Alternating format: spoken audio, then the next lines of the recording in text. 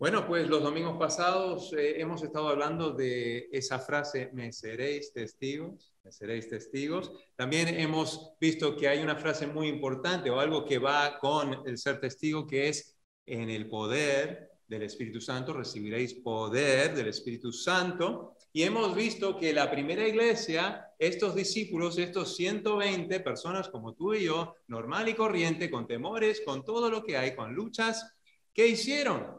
Pues obedecieron las palabras de Jesús y fueron y juntos, unidos, esperaron. Pero no esperaron sin hacer nada, esperaron orando, unidos en oración, y el Señor envió el Espíritu Santo. ¿Y qué pasó cuando el Espíritu Santo viene? Empiezan a dar testimonio. Hoy vamos a ver el capítulo 4 de Hechos.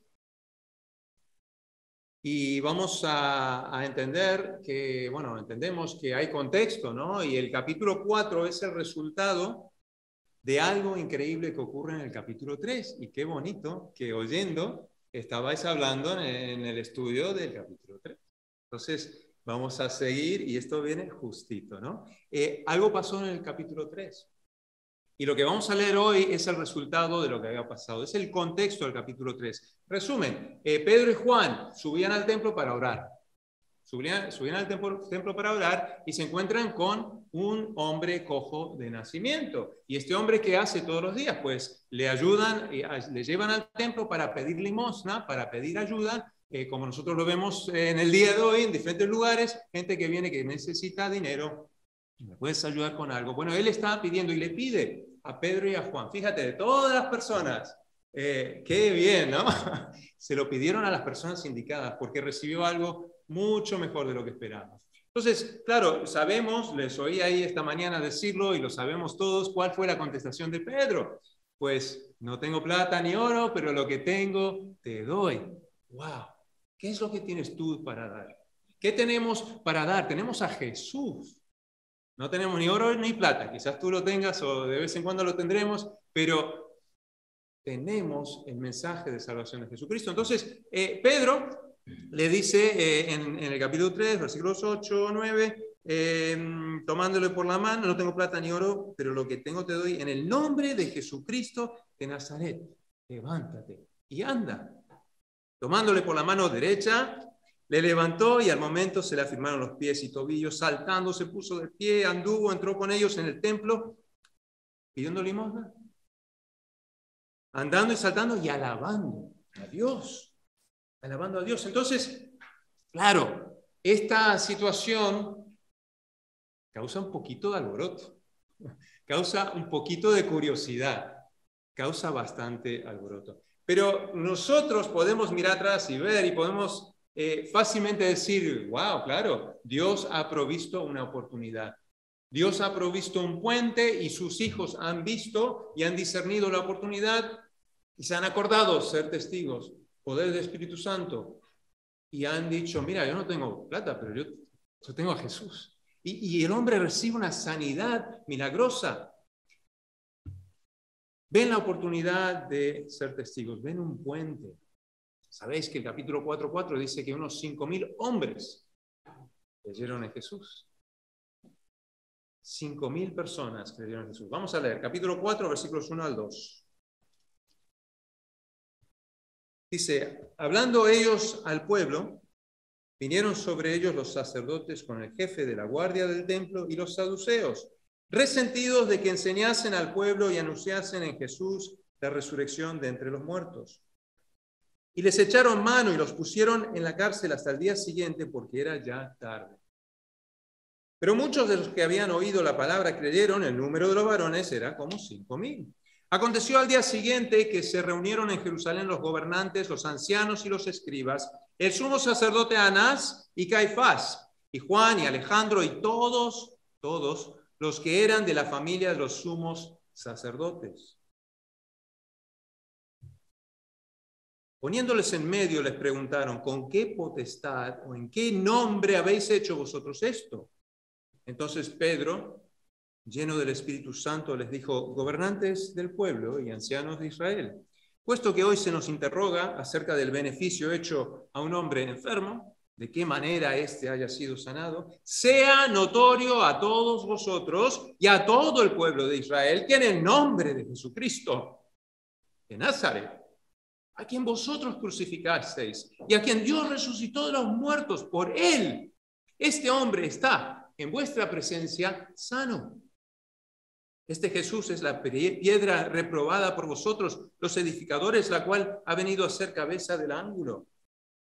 Y en ningún otro hay salvación, porque no hay otro nombre bajo el cielo dado a los hombres en que podamos ser salvos. Mira, esa sanidad, eso que habéis estudiado esta mañana, fue preparó el camino para que Pedro compartiera el evangelio de Jesús, el mensaje de salvación, que solamente en Cristo Jesús podían ser salvos estos líderes religiosos, este pueblo de Israel y los pueblos y las personas que estaban allí. ¿Alguna vez te has metido en problemas por hacer el bien? ¿Nadie? ¿Alguna vez te han hecho daño por hacer lo correcto? ¿Alguna vez te han criticado o te han perjudicado a ti o a tu familia por vivir tu fe? ¿Alguna vez te has enfrentado a una corte de justicia o de ley por haber actuado o hablado de acuerdo a tus convicciones del evangelio? Pues es justamente donde se encuentran Pedro y Juan. Tienen que responder ante el hombre sus convicciones de Dios. Tienen que responder ante un mero ser humano la verdad de la divinidad y el poder de Dios y sus convicciones y por qué hicieron lo que hicieron. El interrogatorio surge supuestamente por la sanidad, ¿no? Lo entiende así Pedro en ese versículo 9,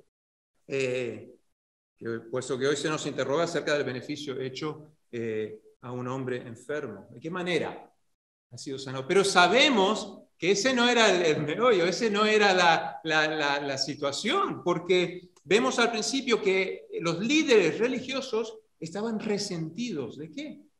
De que estaban enseñando a Cristo resucitado en el segundo versículo.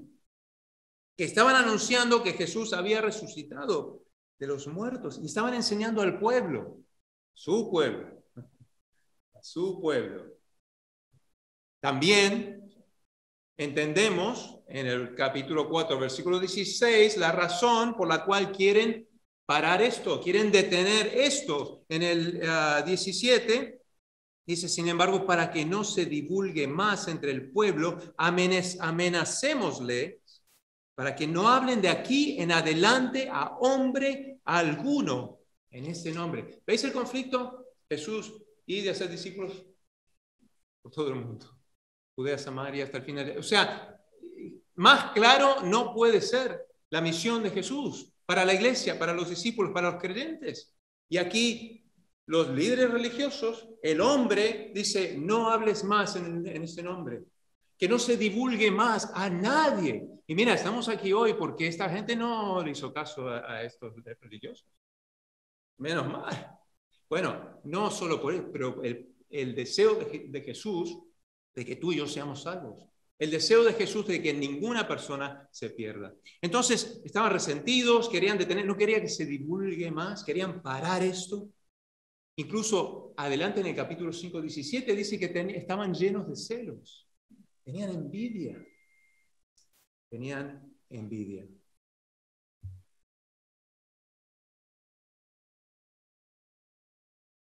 Volviendo al pasaje de hoy, Pedro y Juan, delante de una corte, casi la misma corte, bueno, que había juzgado a Jesús, que condenó a Jesús, los mismos individuos.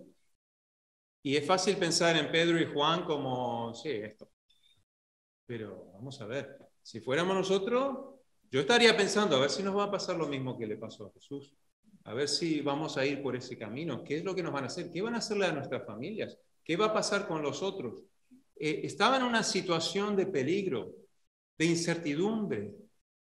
Y la pregunta que hacen los líderes religiosos, los que le acusan, dicen, ¿con qué potestad o en qué nombre habéis hecho esto? Yo pienso, Juan y Pedro, que en algún momento empezaron a escuchar a Jesús, ¿no? En su vida, que empezaron a darse cuenta si este sabe lo que dice, ¿no? Mejor escuchamos, ¿no? seguramente pensaban en las palabras de Jesús antes de escuchar a estos hombres, donde Jesús le dijo, toda potestad me ha sido dado en los cielos y en la tierra. Y de ser discípulo. La misma autoridad y potestad que Jesús dio y prometió a los discípulos y a la primera iglesia es la misma potestad y autoridad que Él te promete en tu vida. En tu camino, con tus amigos, en tu día a día, de poder ser un testigo y dar testimonio de Jesús. Entonces, ¿por qué nombre o qué autoridad tú hablas del Señor? Pues por Jesús. Entonces, sabiendo eso y viendo la disposición de Pedro y Juan, lo primero que quiero recordarnos es que estemos listos para sufrir por hacer lo correcto. Que estemos listos para sufrir por el Evangelio. Que estemos preparados y listos para sufrir por la fe. Pedro, ya se lo había dicho el Señor, os echarán mano, os perseguirán, os entregarán a sinagogas, a las cárceles, seréis llevados ante reyes, ante gobernadores por causa de mi nombre. ¿Y sabéis lo que dijo Jesús? Y eso en Lucas 21. Y esto será ocasión para dar testimonio. No era nada nuevo lo que estaba pasando, pero lo estaban viviendo y vivirlo es difícil igual. Pero sabían, esto es lo que Jesús había dicho que iba a pasar. Pero, dijo, pero yo tengo la autoridad, estoy con vosotros. No os preocupéis, incluso sigue diciendo, proponed en vuestros corazones, proponed en vuestros corazones no pensar antes cómo habéis de responder en vuestra defensa, porque yo os daré palabra y sabiduría, la cual no podrán resistir ni contradecir todos los que se opongan. No quiere decir que no pienses, no quiere decir que, ¿cómo se dice? Métete profundamente en la palabra, conoce las palabras de Jesús, tenemos la Biblia, tenemos tanto, ora, está en comunión con el Señor, y cuando tú estés en ese momento donde te estén atacando o acusando o hay oposición, confía, el Señor te va a dar palabra. ¿Cuántas veces hemos estado en alguna situación y en esa situación y decimos algo y ni siquiera, eso como, wow, gracias Señor, porque te da esa palabra para ese momento. Entonces le dijo eso a Pedro. También en 2 Timoteo Pablo nos dice 3:12, y también todos los que quieren vivir piadosamente en Cristo Jesús, va a ir todo muy bien. Dice, los que quieren vivir piadosamente en Cristo Jesús, todos padecerán persecución. La persecución se manifiesta de diferentes maneras. Pensamos persecución, pensamos muerte, martirio, cárcel, cosas que están ocurriendo en el mundo. Si no, mira Puertas Abiertas del Ministerio y mira mira lo que está pasando en el mundo. Eso sí es muy real, incluso más persecución ahora que antes. Pero también la persecución y la oposición puede venir de otras maneras, por medio de leyes que te quitan el derecho de hablar de la fe. Puede ser que tu familia te eche de casa cuando te conviertas. Puede ser que no te den algún empleo porque eres creyente o que se burlen de ti. Bueno, cantidad de... Y todos hemos vivido algo, hemos experimentado algo. No nos libramos de la persecución. Y como dice la palabra, mejor padecer haciendo el bien, si es la voluntad de Dios así lo quiere, que haciendo el mal. Entonces, sufrir, estar preparados y listos para sufrir por el Evangelio, para pasar por esas situaciones difíciles.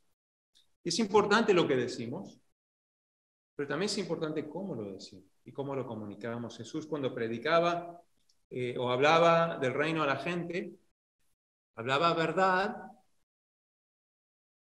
pero mostraba gracia. A estos, a los líderes religiosos, judíos, saduceos, fariseos, todo, pues les hablaba un poco fuerte, o bastante fuerte. Pues ya deberían saber. Pero las personas como la mujer adúltera, ¿dónde están los que te acusan? Pues yo no te acuso. Vete y no peques más. ¿Vale? Hablaba verdad, mostraba la realidad, la necesidad, la culpabilidad de la persona, pero mostraba gracia y amor. Que no nos persigan por ser bruscos, que no nos persigan por ser altivos, que no nos persigan por ser insensibles o carentes de amor hacia la gente que no le conoce. Debemos hablar verdad, debemos mostrar gracia. Y es verdad que en algún momento, y lo sabemos todos, en algún momento pues habrá ofensa, el evangelio ofende. Y quizás con un amigo, ¿no? Que hablas mucho y todo bien, y gracias, esto y lo otro, pero después, pero ¿sabes qué? Somos pecadores y el pecado nos ha separado de Dios. El evangelio ofende. Y tiene que ofender. En algún momento tiene que ofender, pero confiar en el Espíritu Santo obrando en el corazón de esa persona, confiar en la palabra, confiar en la promesa de Jesús y darle esa persona al Señor y que el Señor haga su proceso y su obra en su corazón. Y cantidad de veces la gente que se ha ofendido después de un tiempo vuelve y dice, ¿sabes qué? Todo pensado. Creo que tienes razón. Creo en Jesús. El Espíritu Santo convence. Entonces, listos para sufrir por el Evangelio, estemos listos para hablar la verdad en amor, en medio de odio, en medio de oposición, con verdad y gracia. Años después, Pedro escribe en 1 Pedro, ¿quién es aquel que os podrá hacer daño si vosotros seguís el bien? Mas también si alguna cosa padecéis por causa de la justicia, bienaventurados sois. Por tanto, no os amedrentéis por temor de ellos, ni os conturbéis. Santificad a Dios, el Señor, en vuestros corazones, y estad siempre preparados para presentar defensa con mansedumbre y reverencia ante todo el que os demande razón de la esperanza que hay en vosotros. ¿Con qué nombre? ¿Bajo qué autoridad? ¿Qué potestad? ¿Quién te permite hacer esto? ¿Por qué eres así? Con mansedumbre y reverencia, estar preparados. Pues ¿sabes qué? Déjame decir. Listos para sufrir, listos para hablar verdad de amor. Y tercero, estar listos para apoyarnos en la iglesia con nuestro testimonio, con nuestras vivencias. No, por tiempo no lo estamos leyendo, pero después vuelven a la iglesia, vuelven al grupo que estaban orando por ellos. Y es tan importante que estemos juntos, estamos en esto juntos nosotros, todos en la misión de ser testigos. Ese día, la persecución, la oposición y los problemas le tocó a Pedro y a Juan. Otro día le tocó a Esteban, otro día le tocó a Jacobo, otro día le tocó a ese, un día le toca a ti, un día me toca a mí. Pero si tú no estás en el horno, ora por el que está en el horno. Y si estás en el horno, ora también, ¿no? Como estos tres en el Antiguo Testamento. Orar unos por otros, que en medio de la dificultad seamos fieles, sean fieles para usarlo como oportunidad de compartir el Evangelio. La misión era compartida. Cada uno de nosotros tenemos un círculo de influencia, tenemos personas que conocemos. Tú puedes compartir el Evangelio con personas que yo no tengo ninguna entrada, a mí no me van a hacer ni caso. Pero tú tienes personas que te van a escuchar, que te van a oír y que te están viendo. Tienes ese círculo de influencia y con el círculo de influencia también tienes un círculo de persecución.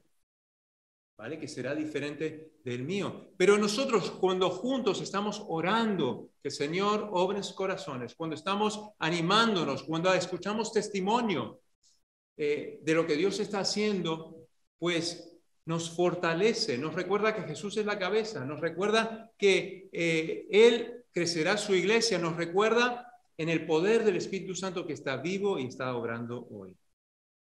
Hay altibajos, hay momentos de duda, hay momentos de temor, pero cuando yo oigo a mi hermano hablar de cómo, wow, mira, estaba en esta situación y pude hablar del Señor y, wow, ¿cómo me anima? ¿Cómo me fortalece? Ahora vamos al segundo, la segunda parte, capítulo 4, versículos 13 al 22.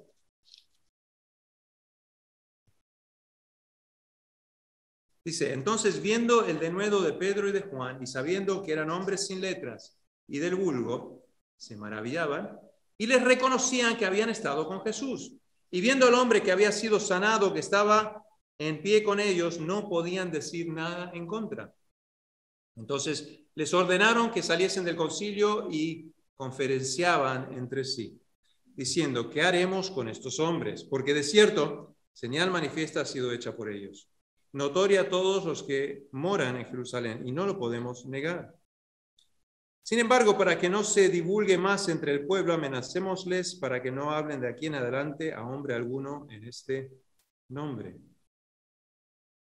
Y llamándolos, les intimaron que en ninguna manera hablasen ni enseñasen en el nombre de Jesús. Mas Pedro y Juan respondieron diciéndoles: juzgad si es justo delante de Dios obedecer a vosotros antes que a Dios. Porque no podemos dejar de decir lo que hemos visto y oído. No tengo esto, pero lo que tengo.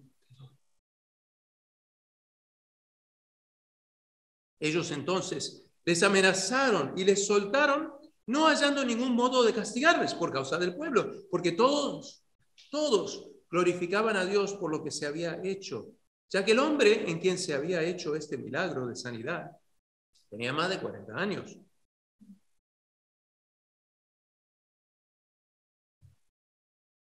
Primero, no se puede negar el testimonio del creyente. No se puede negar el testimonio del que está en Cristo Jesús. Vemos gente hablando con denuedo que no tenían educación o estatus, no estaban al nivel que pudiera explicar su manera de hablar. Jesús nos lleva del temor al denuedo. Jesús nos lleva de ser tímidos a tomar pasos que nunca tomaríamos. Pedro mismo había negado, lo hablamos el viernes, qué bien, ¿no? Que Alina habló de Pedro, ¿no? Había negado a Jesús hace poco. Había negado a Jesús. Y ahora está hablando del nombre de Jesucristo. Jesús nos lleva de la duda a la fe. Jesús había preparado a estos hombres. Y Jesús te prepara a ti, me prepara a mí. Cuando Pedro camina sobre el agua, pues aprendió eso de la duda y de la fe.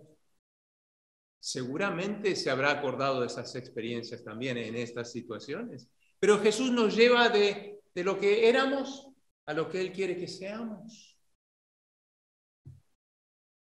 Y nos recuerda que en nuestra debilidad su fuerza se perfecciona. Y el Señor quiere usar a todos los que le oyen y le obedecen. El Señor usó a pescadores como Pedro y Juan, pero también usó doctores como Lucas o gente con credenciales increíbles como Pablo. El Señor usó a gente como Mateo y Zaqueo, que no le caían bien a nadie. Les usó cuando les cambió la vida y les cambió el corazón y hubo transformación evidente en sus vidas. Sea cual sea tu trasfondo, tu experiencia o tu formación o falta de formación, Dios te quiere usar. Lo que quiere es que tengas fe, estés mirando a Él y confíes en el poder del Espíritu Santo en tu vida. Busca formarte, busca aprender. Claro, no digo que no, pero el poder de Dios usa a la persona que está dispuesta y disponible. Porque a fin de cuentas no se trata ni de ti ni de mí, se trata del Señor. Y el Espíritu Santo que empodera al creyente es el que nos da de nuevo, es el que nos da palabra. Me encanta, estos enemigos de Jesús no pudieron negar que Pedro y Juan habían estado con Jesús.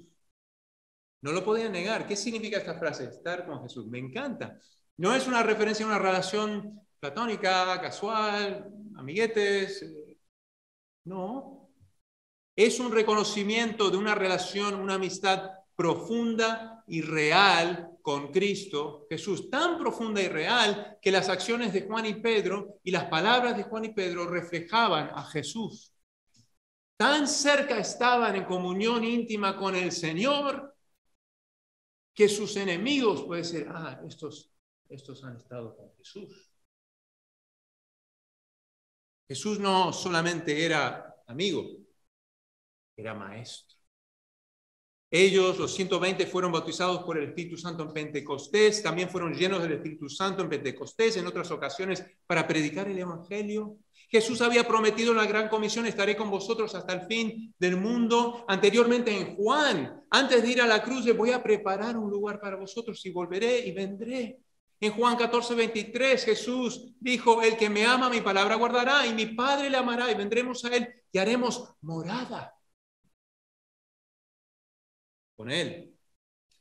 De modo que si alguno está en Cristo, nueva criatura es. Las cosas viejas pasaron. Y aquí todas son hechas nuevas. ¿Cuántos otros versículos? Si eres creyente, has puesto tu fe en el nombre de Cristo, como dijimos el domingo pasado, eres propiedad divina. Le perteneces a Dios, le pertenecemos a Dios y Él está en nosotros. Después de la resurrección, la relación del hombre con Dios, el creyente con Dios cambió. Ya no lo veíamos de lejos, de la tienda en el tabernáculo. Ahora está en nosotros. La morada es en ti. Tu cuerpo es el templo del Espíritu Santo. Y en toda situación está contigo. ¿Lo has pensado? Incluso cuando decides apartarte del Señor o pecar, Él no se va de ti. Está ahí. ¿Por qué crees? El Espíritu Santo convence y dice, a ver, chico, ¿qué estás haciendo? ¿Qué estás haciendo? Eso no es lo que tienes que estar haciendo como hijo, como hija de Dios. Jesús está contigo en las buenas, en las malas. Por eso podemos decir que la proximidad de Jesús no cambia. Y muchas veces hemos oído y quizás hemos dicho, me siento lejos de Dios, o siento que Dios está lejos de mí. Pero ¿qué estamos diciendo? No se trata de proximidad, se trata de otra cosa. Cuando sentimos eso, decimos eso, es porque no hay intimidad y comunión con el Jesús que está en nosotros, con el Señor. Los saduceos y los líderes podían reconocer que Pedro y Juan habían estado con Jesús, porque no solamente conocían de la proximidad que tenían con Él, pero veían la intimidad y la comunión evidente de estos dos hombres con Cristo Jesús como su Maestro. Fueron bautizados por el Espíritu Santo, como tú y yo cuando nos convertimos, Pablo, 1 Corintios, porque por un solo Espíritu fuimos todos bautizados en un cuerpo.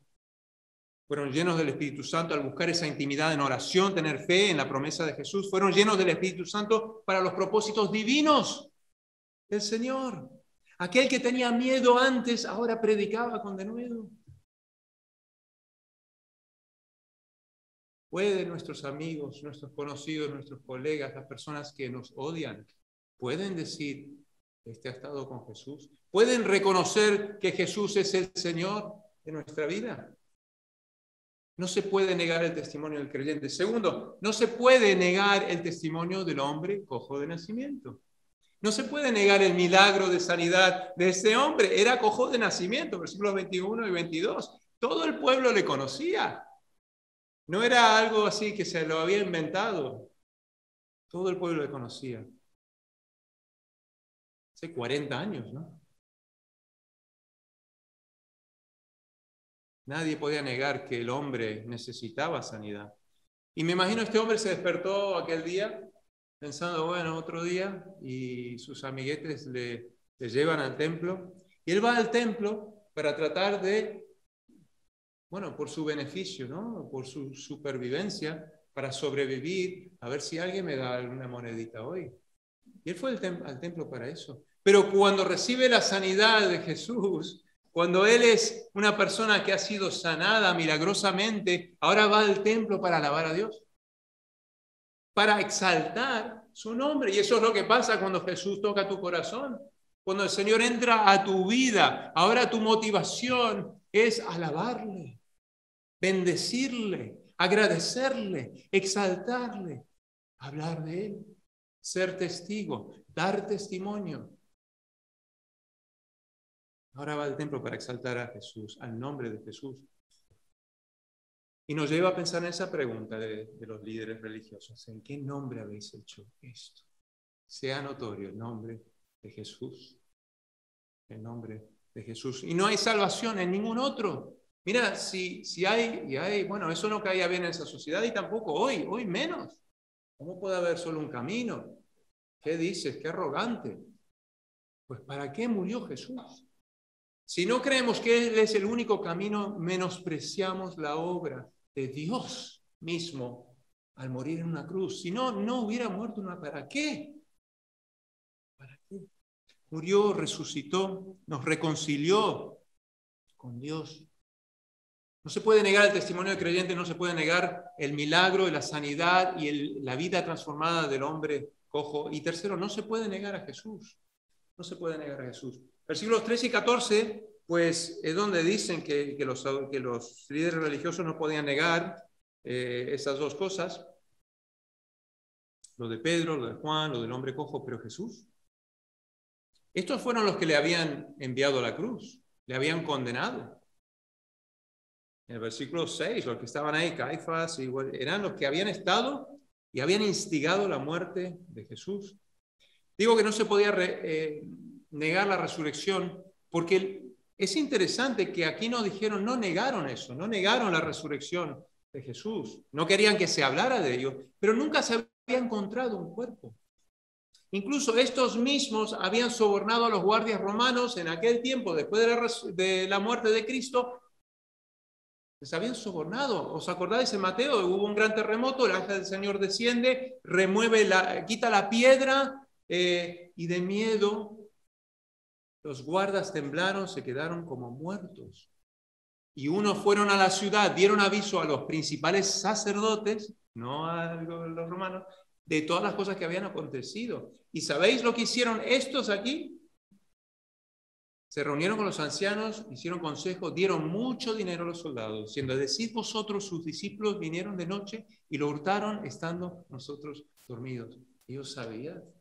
Los saduceos no creían en la resurrección, pero no lo negaban. Por lo menos aquí no lo vemos. No podemos negar la resurrección de Cristo, y como creyentes menos, porque es la base de nuestra fe. El Señor ha resucitado. No podían negar el denuedo de Pedro y de Juan. No podían negar el milagro de la sanidad del hombre cojo. 5,000 hombres creyeron en Jesús, más los 3,000 en Pentecostés. Y estos saduceos, líderes religiosos de la época, pues ¿cómo respondieron? Amén, creo en Jesús. Pues no.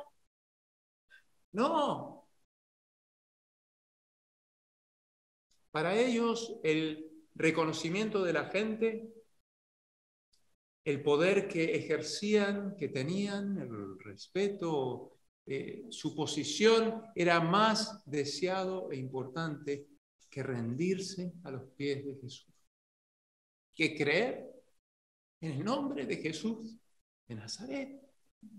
Se preocupaban más sobre la opinión de las personas, por eso no le hicieron nada, porque a ver qué va a pasar, porque no podemos negar esto y todos están contentos ahí glorificando a Dios. Si hacemos algo, pues se preocupaban por la opinión de las personas y no la verdad de Dios. Pedro y Juan, al contrario, lo dejan muy claro que para ellos era mucho más importante obedecer a Dios. Era mucho más importante oír a Dios y el consejo de Dios y no el consejo de hombres imperfectos.